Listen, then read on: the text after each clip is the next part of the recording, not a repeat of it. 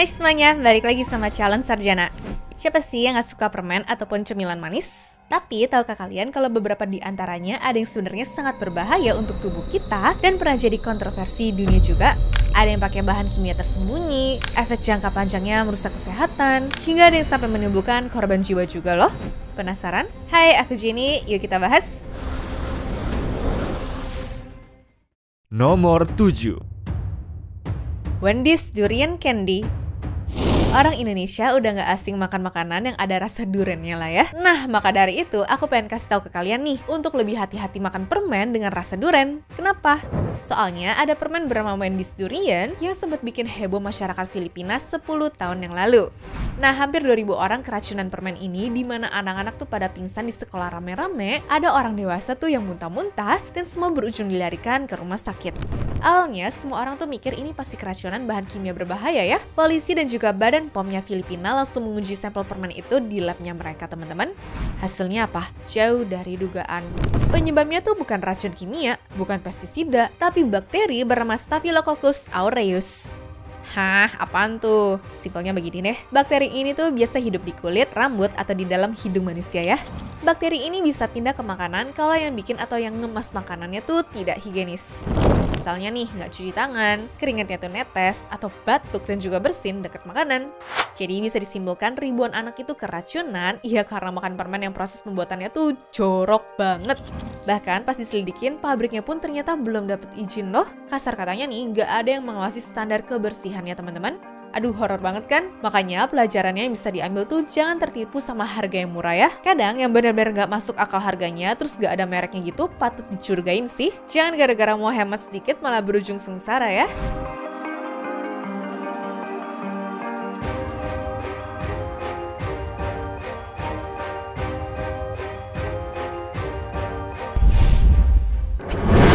Nomor 6.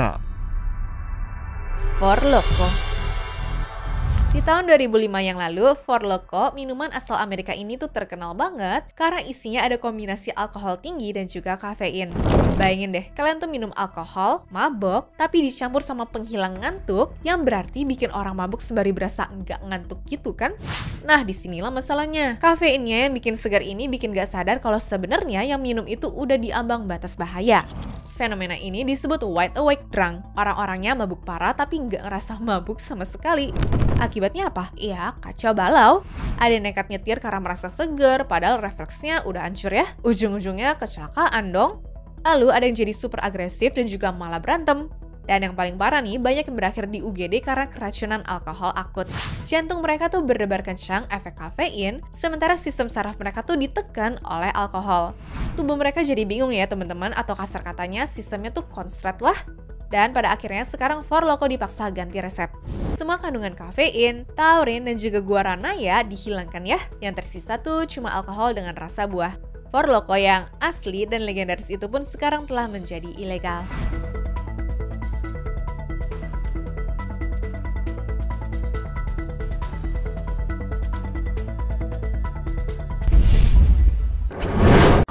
Nomor 5. Susu melamin. Susu formula yang harusnya bisa jadi sumber gizi untuk anak kecil, taunya malah berbahaya loh. Jadi gini, di tahun 2008 lalu banyak perusahaan China yang berlomba-lomba untuk bisa bikin susu formula. Ya sebenarnya sih nggak apa-apa selama ada peminat mah. Tapi yang bikin fatal adalah ternyata kandungan protein di susunya itu rendah, dan biar kelihatan kaya akan protein, mereka tuh nekat nyampurin melamin di dalam susu bubuknya dong.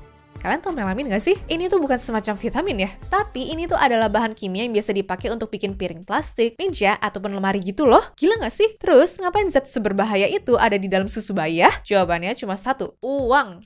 Begini logikanya, pabrik susu di Cina waktu diuji itu kualitasnya berdasarkan kadar protein. Semakin tinggi protein, semakin bagus dan juga mahal harganya dong. Nah, para pemasok susu yang curang ini menemukan trik yang licik. Mereka ngencerin susu mentah dengan air biar dapat volume yang lebih banyak ya.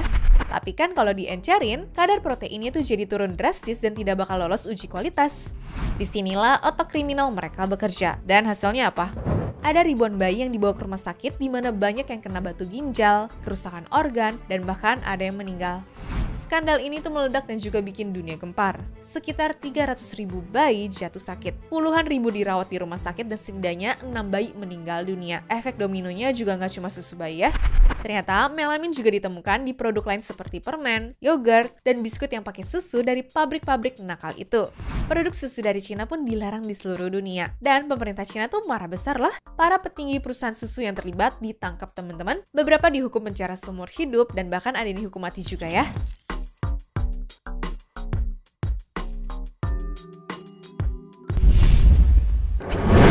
Nomor 4. Jelly. Makanan yang dikira banyak orang gampang ditelan ini ternyata menjadi salah satu makanan yang bisa menimbulkan bahaya juga loh. Loh, kok bisa? Emang isinya racun apa gimana sih? Ya bukan, bahayanya justru datang dari sesuatu yang bikin jelly ini enak, yaitu teksturnya. Jelly cup ini, terutama yang diimpor dari Asia, banyak yang menggunakan bahan pengental bernama konjac ya. Konjac ini beda dari gelatin biasa. Dia tuh super kenyal, padat, dan yang paling penting, susah banget hancur di mulut. Gak kayak jelly biasa yang gampang lumer, kena air liur ataupun suhu tubuh, konjac ini alotnya minta ampun dong. Alhasil, negara seperti Hong Kong sama Selandia Baru udah mulai mewaspadai penjualan jelly, dimana katanya di tahun 2026 nanti Hong Kong bakal melarang penjualan jelly kalau ukurannya tuh kurang dari 45 mm. Lagian, selain berbahaya untuk anak-anak, tapi para lansia juga bisa jadi korban tersedak loh. Kalau dipikir-pikir nih, emang lebih baik dilarang jual aja ya. Uang lebih bahaya untuk banyak orang kok. Nomor 3. White Rabbit. Orang Indonesia yang suka ngemil, aku jamin deh pasti udah pernah melihat atau bahkan mengonsumsi permen susu yang satu ini. Iya, permen ini tuh udah kayak bagian dari kenangan masa kecil kita semua kan? Nah, tapi kalau kalian sempat hilang dari peredaran bumi dan ketinggalan beritanya, sebenarnya si White Rabbit ini tuh sempat jadi skandal yang gede banget loh. Karena di dalamnya ada kandungan melamin ya teman-teman. Yap, seperti si susu tadi. Alhasil, banyak negara seperti Kanada, Singapura, Australia, Selandia Baru, Inggris, sampai Indonesia pun mulangin produknya karena mengandung bahan kimia tadi.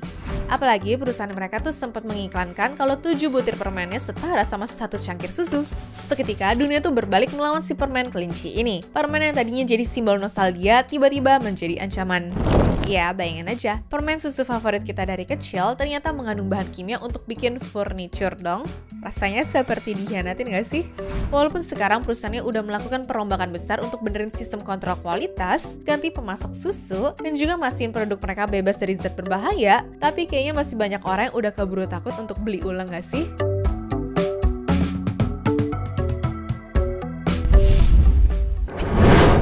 Nomor 2.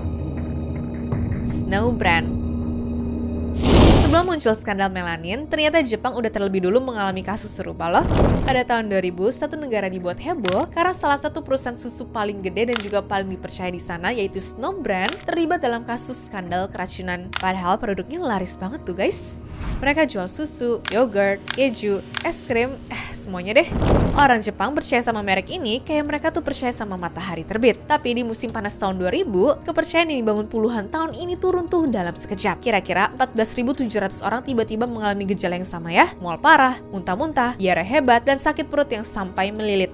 Nah, para penyelidik jelas langsung bergerak cepat. Mereka wawancara lah tuh para korbannya. Kemarin ada makan atau minum apa sih? Dan satu jawaban terus muncul berulang-ulang, yaitu susu rendah lemak dari merek Snow Brand ini. Ya, setelah investigasi mendalam, akhirnya ketahuan lah ya sumber masalahnya. Ternyata susu bubuknya terkontaminasi bakteri Staphylococcus aureus gara-gara katup tangki penyimpanan mereka yang seharusnya dibersihkan tiap minggu malah tidak dibersihin selama 3 minggu lamanya. Udah gitu, pihak manajemen juga telat ngasih tahu publik sehingga udah keburu diminum duluan ya. Dan hasilnya apa? Bisa dibilang kasus ini langsung menghancurkan reputasi mereka dengan kerugian finansial yang lumayan besar, penurunan penjualan sampai 85%, dan dipaksa menutup 8 pabriknya. Nomor 1. Lucas Limon. Brand legendaris asal Meksiko ini dulunya sering dibeli sama anak-anak pada tahun 90-an sampai 2000-an awal karena rasanya tuh ada yang asem, manis, asin, pedas, ya pokoknya bikin lagi deh. Tapi mendadak Lucas Limon malah bikin heboh, bukan karena anak-anak tuh tambah doyan ya, melainkan karena bahannya tuh beracun dong teman-teman. Jadi pemerintah tuh mulai curiga semenjak ada anak-anak yang sering sakit setelah ngemilin permen ini. Nah, waktu dicek, ternyata benar aja dong, ada kandungan timbalnya dengan kadar yang sangat tinggi.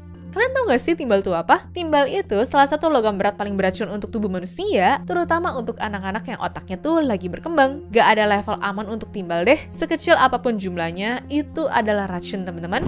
Bayangin deh, kalau sampai masuk ke tubuh kita, timbal tuh bisa menyebabkan kerusakan otak permanen, gangguan pertumbuhan, serta bahkan kerusakan organ macam ginjal dan juga sistem saraf. Ya, alhasil semenjak beritanya tuh meledak, produk mereka tuh langsung ditarik dari pasaran. Anyways, cukup sampai di sini ya guys video hari ini. Sampai jumpa di video selanjutnya. Dah.